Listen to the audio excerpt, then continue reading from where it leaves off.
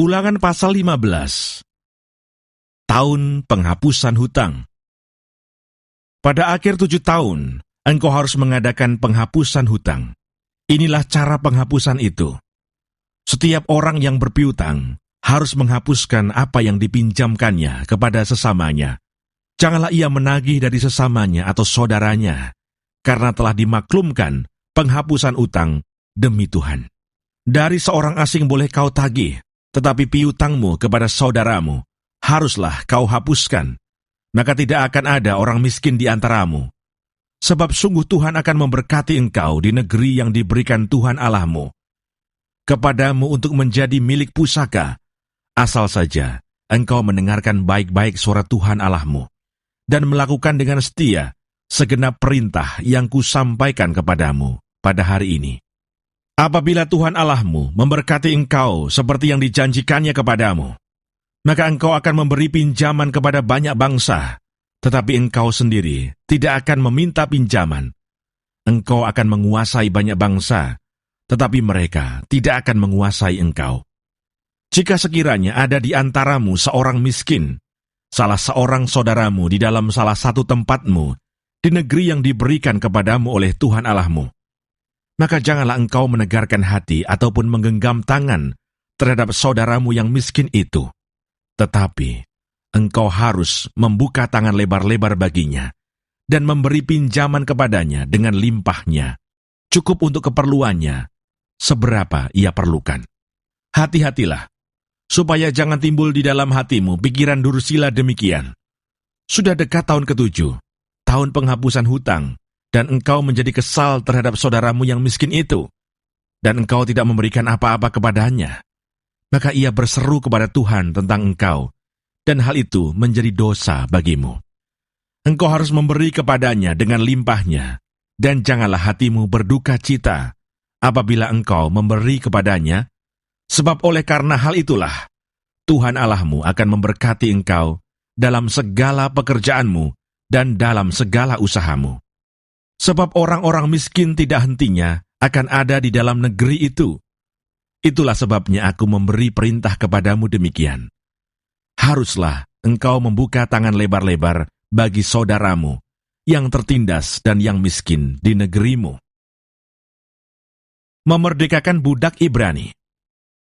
Apabila seorang saudaramu menjual dirinya kepadamu, baik seorang laki-laki Ibrani ataupun seorang perempuan Ibrani, maka ia akan bekerja padamu 6 tahun lamanya.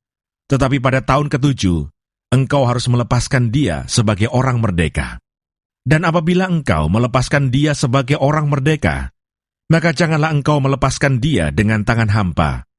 Engkau harus dengan limpahnya memberi bekal kepadanya dari kambing dombamu, dari tempat pengirikanmu, dan dari tempat pemerasanmu, sesuai dengan berkat yang diberikan kepadamu oleh Tuhan Allahmu. Haruslah kau berikan kepadanya. Haruslah kau ingat bahwa engkau pun dahulu budak di tanah Mesir, dan engkau ditebus Tuhan Allahmu. Itulah sebabnya aku memberi perintah itu kepadamu pada hari ini. Tetapi, apabila dia berkata kepadamu, aku tidak mau keluar meninggalkan engkau, karena ia mengasihi engkau dan keluargamu, sebab baik keadaannya padamu, maka engkau harus mengambil sebuah penusuk dan menindik telinganya pada pintu, sehingga ia menjadi budakmu untuk selama-lamanya. Demikian juga kau berbuat kepada budakmu perempuan. Janganlah merasa susah apabila engkau melepaskan dia sebagai orang merdeka, sebab 6 tahun lamanya ia telah bekerja padamu dengan jasa 2 kali upah seorang pekerja harian. Maka Tuhan Allahmu akan memberkati engkau dalam segala sesuatu yang kau kerjakan. Anak sulung ternak. Segala anak sulung jantan yang lahir di antara lembu sapimu dan kambing dombamu, haruslah kau kuduskan bagi Tuhan Allahmu. Janganlah engkau memakai anak sulung lembumu, dan janganlah engkau menggunting bulu anak sulung dombamu. Di hadapan Tuhan Allahmu, engkau harus memakan dagingnya tahun demi tahun, di tempat yang akan dipilih Tuhan, engkau ini dan seisi rumahmu. Tetapi apabila ada cacatnya, jika timpang atau buta, bahkan cacat apapun yang buruk, maka janganlah engkau menyembelihnya bagi Tuhan Allahmu. Di dalam tempatmu boleh engkau, baik orang najis maupun orang tahir, memakan dagingnya, seperti daging kijang atau daging rusa. Hanya darahnya janganlah kau makan. Haruslah kau curahkan ke tanah seperti air. Ulangan pasal 16. 3 hari raya utama. Ingatlah akan bulan Abib dan rayakanlah Paskah bagi Tuhan Allahmu. Sebab dalam bulan Abib itulah Tuhan Allahmu membawa engkau keluar dari Mesir pada waktu malam.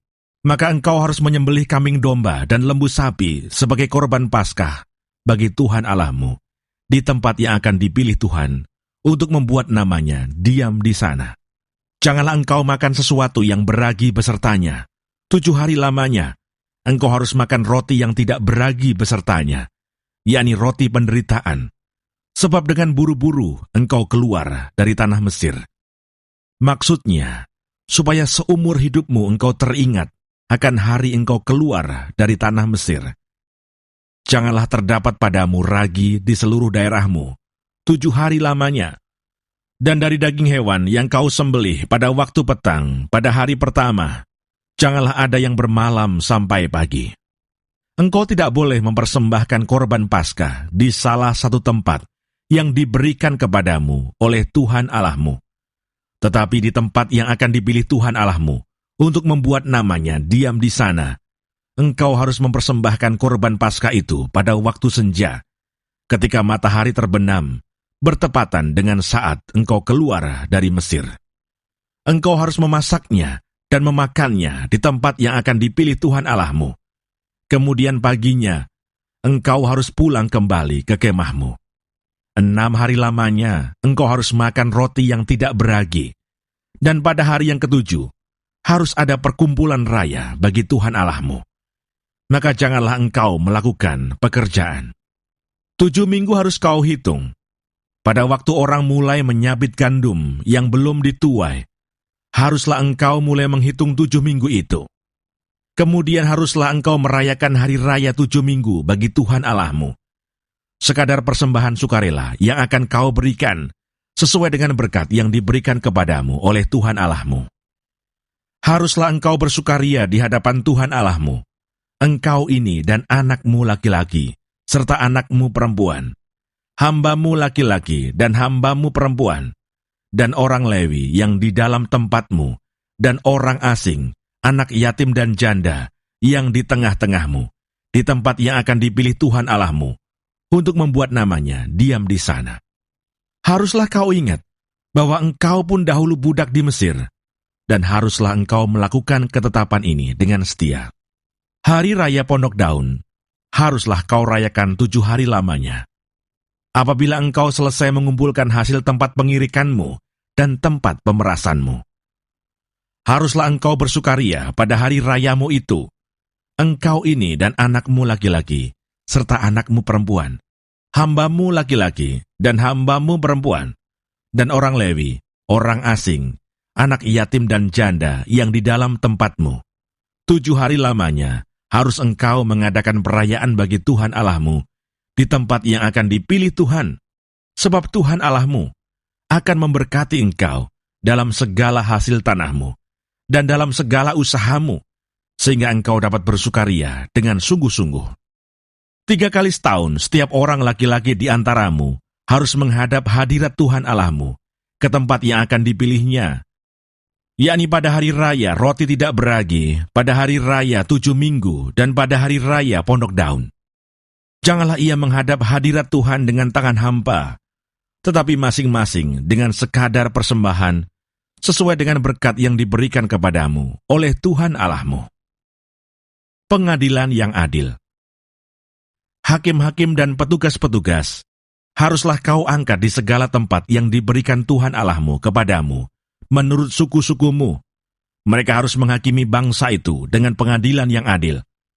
Janganlah memutarbalikkan keadilan, janganlah memandang bulu, dan janganlah menerima suap, sebab suap membuat buta mata orang-orang bijaksana, dan memutarbalikkan perkataan orang-orang yang benar. Semata-mata keadilan, itulah yang harus kau kejar, supaya engkau hidup dan memiliki negeri yang diberikan kepadamu oleh Tuhan Allahmu. Larangan terhadap berhala dan terhadap persembahan hewan yang cacat. Janganlah engkau menanam sesuatu pohon sebagai tiang berhala di samping mezbah Tuhan Allahmu, mezbah yang akan kau buat bagimu. Janganlah juga kau dirikan bagimu tugu berhala yang dibenci oleh Tuhan Allahmu. Ulangan pasal 17.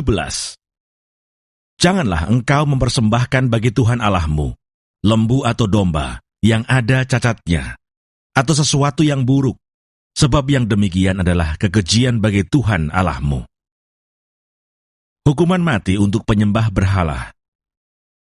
Apabila di tengah-tengahmu, di salah satu tempatmu yang diberikan kepadamu oleh Tuhan Allahmu, ada terdapat seorang laki-laki atau perempuan yang melakukan apa yang jahat di mata Tuhan Allahmu, dengan melangkahi perjanjiannya, dan yang pergi beribadah kepada Allah lain, dan sujud menyembah kepadanya, atau kepada matahari atau bulan, atau segenap tentara langit, hal yang telah kularang itu, dan apabila hal itu diberitahukan atau terdengar kepadamu, maka engkau harus memeriksanya baik-baik. Jikalau ternyata benar dan sudah pasti bahwa kekejian itu dilakukan di antara orang Israel, maka engkau harus membawa laki-laki atau perempuan yang telah melakukan perbuatan jahat itu keluar pintu gerbang. Kemudian laki-laki atau perempuan itu harus kau lempari dengan batu sampai mati. Atas keterangan 2 atau 3 orang saksi, haruslah mati dibunuh orang yang dihukum mati. Atas keterangan 1 orang saksi saja, janganlah ia dihukum mati. Saksi-saksi itulah yang pertama-tama menggerakkan tangan mereka untuk membunuh dia, kemudian seluruh rakyat. Demikianlah harus kau hapuskan yang jahat itu dari tengah-tengahmu. Pengadilan tertinggi. Apabila sesuatu perkara terlalu sukar bagimu untuk diputuskan, misalnya bunuh-membunuh, tuntut-menuntut, atau luka-melukai, perkara pendakwaan di dalam tempatmu, maka haruslah engkau pergi menghadap ke tempat yang akan dipilih Tuhan Allahmu. Haruslah engkau pergi kepada imam-imam orang Lewi dan kepada hakim yang ada pada waktu itu dan meminta putusan. Mereka akan memberitahukan kepadamu keputusan hakim. Dan engkau harus berbuat menurut keputusan yang diberitahukan mereka kepadamu dari tempat yang akan dipilih Tuhan. Engkau harus melakukan dengan setia segala yang ditunjukkan mereka kepadamu. Menurut petunjuk yang diberikan mereka kepadamu, dan menurut keputusan yang dikatakan mereka kepadamu, haruslah engkau berbuat. Janganlah engkau menyimpang ke kanan atau ke kiri dari keputusan yang diberitahukan mereka kepadamu. Orang yang berlaku terlalu berani dengan tidak mendengarkan perkataan imam yang berdiri di sana sebagai pelayan Tuhan Allahmu, ataupun perkataan hakim, maka orang itu harus mati. Demikianlah harus kau hapuskan yang jahat itu dari antara orang Israel. Maka seluruh bangsa itu akan mendengar dan menjadi takut, dan tidak lagi berlaku terlalu berani. Hukum tentang raja. Apabila engkau telah masuk ke negeri yang diberikan kepadamu oleh Tuhan Allahmu, dan telah mendudukinya dan diam di sana, kemudian engkau berkata, "Aku mau mengangkat raja atasku, seperti segala bangsa yang di sekelilingku," maka hanyalah raja yang dipilih Tuhan Allahmu yang harus kau angkat atasmu. Dari tengah-tengah saudara-saudaramu, haruslah engkau mengangkat seorang raja atasmu. Seorang asing yang bukan saudaramu tidaklah boleh kau angkat atasmu. Hanya janganlah ia memelihara banyak kuda, dan janganlah ia mengembalikan bangsa ini ke Mesir untuk mendapat banyak kuda. Sebab Tuhan telah berfirman kepadamu, janganlah sekali-kali kamu kembali melalui jalan ini lagi. Juga janganlah ia mempunyai banyak istri, supaya hatinya jangan menyimpang. Emas dan perak pun janganlah ia kumpulkan terlalu banyak. Apabila ia duduk di atas tahta kerajaan, maka haruslah ia menyuruh menulis baginya salinan hukum ini menurut kitab yang ada pada imam-imam orang Lewi. Itulah yang harus ada di sampingnya dan haruslah ia membacanya seumur hidupnya untuk belajar takut akan Tuhan Allahnya. Dengan berpegang pada segala isi hukum dan ketetapan ini untuk dilakukannya, supaya jangan ia tinggi hati terhadap saudara-saudaranya, supaya jangan ia menyimpang dari perintah itu ke kanan atau ke kiri, agar lama ia memerintah, ia dan anak-anaknya di tengah-tengah orang Israel. Ulangan pasal 18. Penghasilan imam dan orang Lewi. Imam-imam orang Lewi, seluruh suku Lewi, janganlah mendapat bagian milik pusaka bersama-sama orang Israel dari korban api-apian kepada Tuhan, dan apa yang menjadi miliknya harus mereka mendapat rejeki. Janganlah ia mempunyai milik pusaka di tengah-tengah saudara-saudaranya. Tuhanlah milik pusakanya, seperti yang dijanjikannya kepadanya. Inilah hak imam terhadap kaum awam, terhadap mereka yang mempersembahkan korban sembelihan, baik lembu maupun domba. Kepada imam haruslah diberikan paha depan, kedua rahang, dan perut besar. Hasil pertama dari gandummu, dari anggurmu dan minyakmu, dan bulu guntingan pertama dari dombamu, haruslah kau berikan kepadanya. Sebab dialah yang dipilih oleh Tuhan Allahmu dari segala sukumu, supaya ia senantiasa melayani Tuhan dan menyelenggarakan kebaktian demi namanya, ia dan anak-anaknya. Apabila seorang Lewi datang dari tempat manapun di Israel, di mana ia tinggal sebagai pendatang, dan dengan sepenuh hati masuk ke tempat yang akan dipilih Tuhan, dan menyelenggarakan kebaktian demi nama Tuhan Allahnya, sama seperti semua saudaranya, orang-orang Lewi, yang melayani Tuhan di sana, maka haruslah mereka mendapat rejeki yang sama, dengan tidak terhitung apa yang ia peroleh, dengan menjual harta nenek moyangnya. Bertenung dan bernubuat. Apabila engkau sudah masuk ke negeri yang diberikan kepadamu oleh Tuhan Allahmu, maka janganlah engkau belajar berlaku sesuai dengan kekejian yang dilakukan bangsa-bangsa itu. Di antaramu janganlah didapati seorang pun yang mempersembahkan anaknya laki-laki atau anaknya perempuan sebagai korban dalam api, ataupun seorang yang menjadi petenung, seorang peramal, seorang penelaah, seorang penyihir, seorang pemantera, ataupun seorang yang bertanya kepada arwah atau kepada roh peramal, atau yang meminta petunjuk kepada orang-orang mati. Sebab setiap orang yang melakukan hal-hal ini adalah kekejian bagi Tuhan. Dan oleh karena kekejian-kekejian inilah, Tuhan Allahmu menghalau mereka dari hadapanmu. Haruslah engkau hidup dengan tidak bercela di hadapan Tuhan Allahmu. Sebab bangsa-bangsa yang daerahnya akan kau duduki ini mendengarkan kepada peramal atau petenung, tetapi engkau ini tidak diizinkan Tuhan Allahmu melakukan yang demikian. Seorang nabi dari tengah-tengahmu, dari antara saudara-saudaramu, sama seperti aku, akan dibangkitkan bagimu oleh Tuhan Allahmu. Dialah yang harus kamu dengarkan, tepat seperti yang kamu minta dahulu kepada Tuhan Allahmu di Gunung Horeb pada hari perkumpulan dengan berkata, "Tidak mau aku mendengar lagi suara Tuhan Allahku, dan api yang besar ini tidak mau aku melihatnya lagi, supaya jangan aku mati." Lalu berkatalah Tuhan kepadaku, "Apa yang dikatakan mereka itu baik.